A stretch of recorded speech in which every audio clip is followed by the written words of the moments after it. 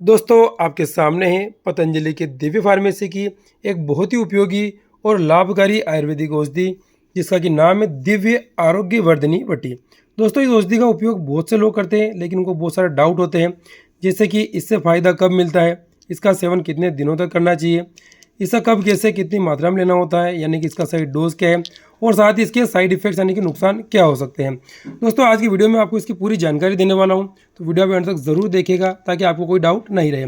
सबसे पहले दोस्तों बात करते हैं इसकी वर्तमान में प्राइस और क्वांटिटी की, यानी कि अभी इसकी एमआरपी क्या चल रही है। तो आप देखेंगे इसकी जो एमआरपी है अभी वो 135 रुपये है, जिसमें कि आपको इसकी 160 गोलियाँ मिलती है। यानी कि दोस्तों आप देख सकते हैं दूसरी किसी भी फार्मेसी से पतंजलि की दिव्य फार्मेसी की आरोग्य वर्धिनी सस्ती भी है और क्वालिटी में बहुत ही बढ़िया है। अब दोस्तों बहुत ही शॉर्ट में इसके मुख्य घटकों की अपन बात करते हैं, यानी कि इसके अंदर क्या क्या मिला हुआ है। तो आप देखेंगे फाइन पाउडर के रूप में पारद शुद्ध, गंधक शुद्ध, लोह भस्म, अभ्रक भस्म, ताम्र भस्म, हरितकी, बिभीतिका, आमल की, चित्रक और कुटकी। साथ ही एक्सट्रैक्ट रूप में इसके अंदर शिलाजित शुद्ध है, गुग्गुल शुद्ध है और स्वरस की फॉर्म में इसके अंदर नीम पत्र और साथ में आप देखेंगे दोस्तों तो मर्दाना। यानी दोस्तों ये जो औषधि आप देख रहे हैं पूरी तरीके से आयुर्वेदिक घटकों से मिला करके बनी हुई है। अब दोस्तों मुख्य बात आती है पतंजलि की दिव्य आरोग्य वर्धिनी वटी को यूज़ में लेने से आपको क्या क्या फ़ायदे होंगे, कौन कौन से रोगों में लाभकारी है। तो सबसे पहले की फायदे की अपन बात करते हैं दोस्तों, तो पतंजलि की आरोग्य वर्धिनी वटी लीवर को स्वस्थ रखने में बहुत ही बढ़िया फायदेमंद है। यानी दोस्तों आपको लीवर की कोई भी बीमारी हो रही है उसमें आप पतंजलि की आरोग्य वर्धिनी वटी को यूज़ में ले सकते हैं।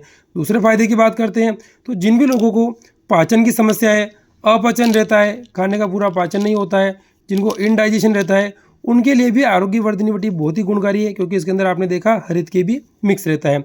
अगले फायदे की बात करते हैं दोस्तों, तो आपको अगर किसी प्रकार का चर्म रोग है, चमड़ी की कोई सी भी बीमारी है, आपको दाद, खाज, खुजली, कोई भी अगर आपको स्किन डिजीज़ हो रही है तो उसमें भी पतंजलि की दिव्य आरोग्य वर्धिनी वटी बहुत ही बढ़िया फायदेमंद रहती है।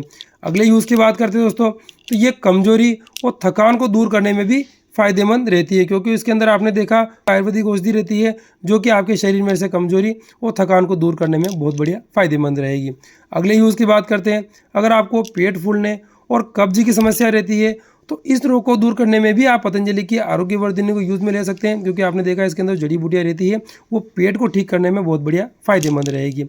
अगले बेनिफिट की बात करते हैं, अगर आप अपना वजन घटाना चाहते हैं, आपका वजन बहुत ज़्यादा बढ़ गया है, मोटापा बढ़ गया है, तो वजन घटाने में भी आरोग्य वर्धिनी आपके लिए लाभकारी रहती है। इसके आखिरी यूज़ की अपन बात करते हैं दोस्तों, तो ये बुखार की समस्या में भी बहुत ही बढ़िया फायदेमंद है, जो कि आप देख सकते हैं जीर्ण ज्वर, यानी कि अगर दोस्तों आपको बहुत तेज बुखार आ रहा है तो उसमें भी आप आरोग्य वर्धिनी वटी को यूज़ में लेकर के फ़ायदा ले सकते हैं। ये दोस्तों बात हुई इसके फ़ायदों की। अब मुख्य बात आती है इससे आपको बेनिफिट कब मिलता है और कितने दिनों तक इसका सेवन करना चाहिए।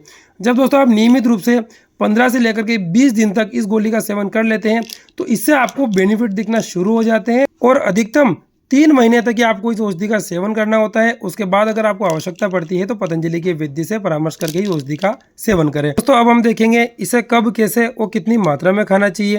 दोस्तों आप इसकी 1 से लेकर के 2 गोली सुबह शाम खाना खाने के बाद अदरक के जूस के साथ, शहद के साथ या नीम के जूस के साथ या फिर आप दूध के साथ इसे ले सकते हैं, या आपको डाउट रहता है तो पतंजलि से वैद्य से परामर्श करके भी आप इसका सेवन कर सकते हैं। दोस्तों अगली बात आती है इसको यूज़ में लेने से आपको किसी प्रकार के साइड इफ़ेक्ट्स या नुकसान हो सकते हैं नहीं, तो आपने देखा है पूरी तरीके से आयुर्वेदिक है, नुकसान होने की कोई संभावना नहीं है।